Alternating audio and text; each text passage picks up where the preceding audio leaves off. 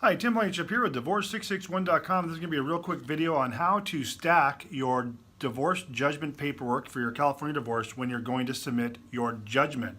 So there's a lot of forms. You probably have them all completed at one shot here, and it can be confusing on how you stack them. So this is how you're going to do it. Now keep in mind, I'm going to go over every form that you should, in the order you should stack it. But if you don't have, say, children, you're not going to put the child support order in, and or the child custody order in. So keep that in mind. Just exclude what you don't need.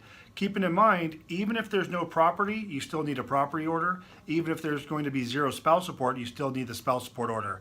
Only child custody and visitation would be the only thing that you would not have a part of this. So your judgment package consists of the FL 180. Treat that as a cover sheet. It's 2 pages.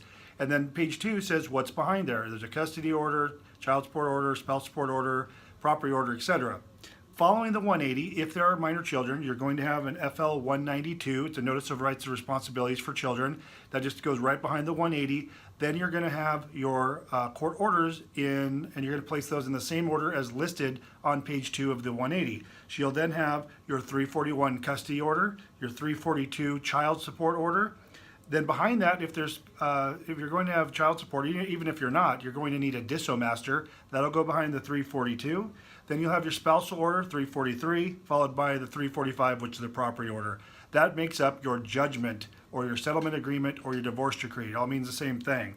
Now, all the other forms, the 141, the 144, the 170, the 190, those are all treated as separate documents. So while your judgment package, the FL 180 through the 345 property order, those will all be stapled together, and you'll have an original and 4 copies.